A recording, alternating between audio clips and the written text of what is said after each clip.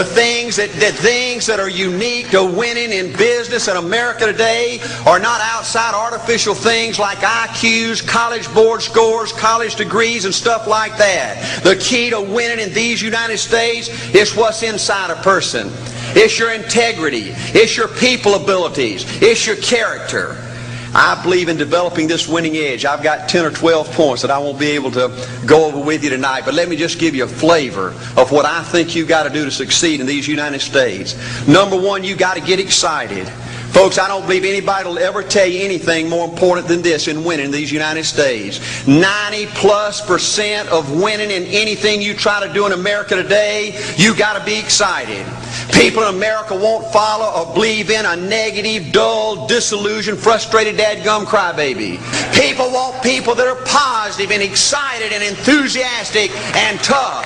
The greatest definition I ever heard, I thought about this 10 million times when I wanted to quit along the way of a winner. This guy said almost everybody in America can stay excited for 2 or 3 months. A few people can stay excited for 2 or 3 years. But a winner will stay excited for 30 years or ever how long it takes to win. Another key to building this winning edge and this mental toughness is you got to become a dreamer again. You know, I'm a Methodist, and we just changed ministers a few weeks ago, and our new minister came in, and the church was just packed. And the first thing he said, well, it looks like everybody came out to see the monkey perform. And the second thing out of his mouth, he said, for a church to be a great church, you got to have a dream. If you don't have a dream, you're dead. And boy, I sat up and I said, man, me and this guy are going to get along good because he knows what he's talking about. See, folks, I believe in order to win, you got to feel good about yourself. When I was coaching football for 7 years back in Georgia, and I had a paddle in my coaching office, and it was about this thick and this long.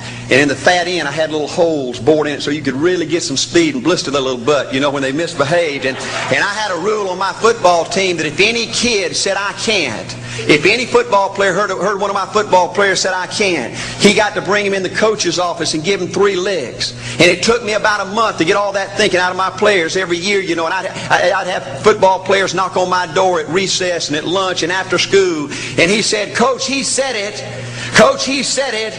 And I'd make that kid bend over and I'd give that other kid the board. He'd bust him 3 times. And folks, it didn't take long. You couldn't create a word game to get one of my kids to say I can't. Bring it home a little bit more personal. When April and little Art were just this little and could understand words, every time they said I can't, I made them do 3 push-ups. Folks, there ain't nothing you can't do in America if you want to bad enough. Another key in building this winning edge is, folks, you got to stand for something. People in America, the good people in America, are fed up with these dadgum fence sitters and mealy mouths. Corporate America has an especially black eye in business today. Most people in America think you can't find a company. They think you can't find a salesperson that'll tell you like it is and stand behind the word. They think these companies will sell anything, say anything, just to make a sale, just to make a profit. Well, you know what? Folks, if you want to win in the free enterprise system in America today, you got to stand for something. And another point, thank you, yes, you're going to be controversial. Folks, if you want to win in these United States today, just get ready. You're going to be controversial. The only way not to be controversial is to be average and ordinary. They just call me anything but average and ordinary. Now, I know some of you might say, well, you know, I don't think I like Art Williams. You know, he sounds like an old tough butt to me. Well, folks, I'm telling you, you can be good and tough at the same time. I bet nobody's ever talked to a religious broadcaster like that.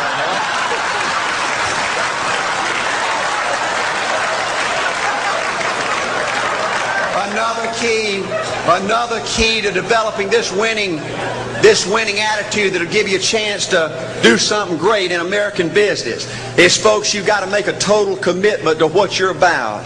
Do you know almost the American people have lost their toughness? They've lost their ability to make a commitment. See, folks, in trying to win in business, you're just going to have so many false starts. You think you get it going time after time, and you just get knocked back to ground zero. And it's your ability to compete, to pick yourself up off the mat one more time, to go for it one more time, that's going to determine success or failure. You know, we've got a divorce rate in America some 50% right now. You know, it just seems like that people that go in business today, they have an attitude, well, I'm gonna stick my toe in it. If I start making all this money, get all these promotions, then I'll see this thing through. Well, folks, that's not the way it works. The first step to winning in business in America today is you've got to make a total commitment. Total commitment gives you that little extra ounce of courage you need to fight back through the tough times. Winning in business demands the same kind of commitment that winning in marriage demands. You know, I fell in love with my wife in the 2nd grade. Only girlfriend I ever had. We ran off and got married our freshman year. Had both of our children before we left college. We're true business partners. In marriage, we go everywhere together. I spend more time with her. Been married to her 26 years. Now I got 2 grandbabies. Love her more today than I ever have. But I don't like her all the time. There's a bunch of times every day that I don't like her. You know, I'm a nut about brushing my teeth. You know, if I can get the toothbrush, I'll brush my teeth 4, 5, 6 times a day. And Angela's always forgetting everything, you know. And she always leaves the cap off the toothpaste, you know. And when I go in there to brush my teeth, the cap's off. It's got that hard little crust around the edge. You know, it just burns me more than I can tell you, you know. And I get on Angela's nerves about a lot of things. You know, we were having dinner last week, and every time we get through, Angela kicks me under the table, you know, and gets me back in my room and says, "Art, you ain't got no class." You know, I wish,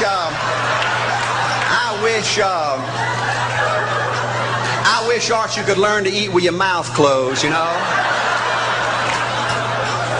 But see, folks, if you want to win in business, everything's not going to work out like you want it to, but you got to be committed. I want to have great kids. I want to have a wonderful relationship. I want to have tremendous grandbabies. Another key in building this winning edge in business is you've got to learn to treat people good. Another thing that these universities pollute America, corporations with, is this attitude, you better not get to know your employees.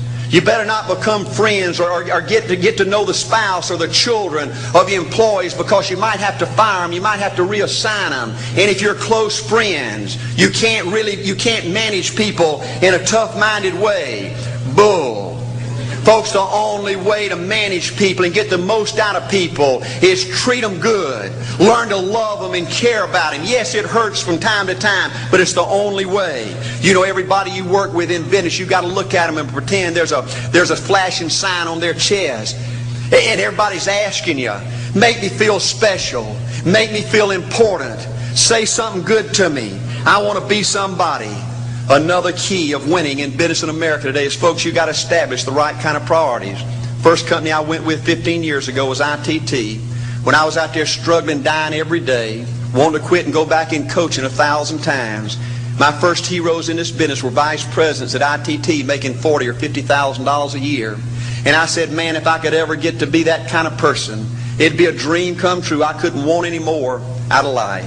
A few years later, I earned the right to get promotions to that level and found so many of my heroes in business, their personal lives were a disaster.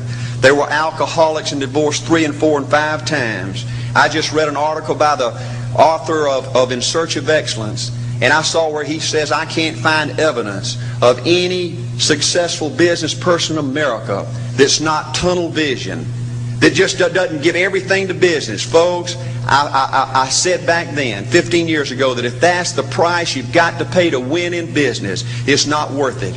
15 years later, a multimillionaire. Folks, I can stand and preach to you that you can't separate your personal life from your business life. God's got to come first. Your family's got to come second. And business has got to come third. And I believe if you have a lousy spiritual life and a lousy personal life, long range, it's going to be devastating to your business. Another thing in building this winning attitude.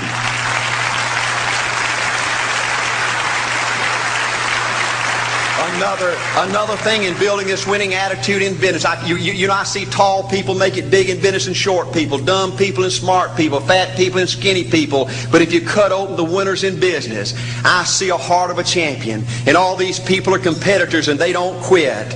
I believe desire and will to win is everything. I don't know why I'm like I am, but my butt's always burning. There's always something say, Art, dadgummit, you're supposed to go for it. Art, dadgummit, you're supposed to be somebody. You're supposed to make a difference with your life. What does the $500,000 a year person do? The $50,000 a year person doesn't do.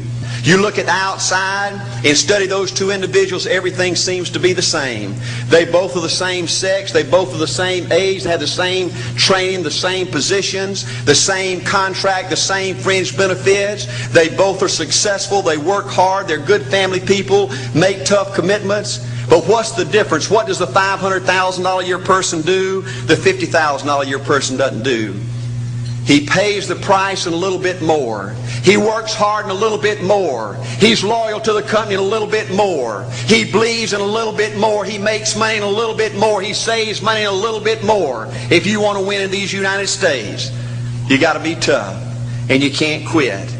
The last thing I'll talk to you about today in building this winning edge is, folks, if you want to win in business, you got to be a leader. Leadership is everything. You show me anything in these United States that win, I'll show you a leader at work.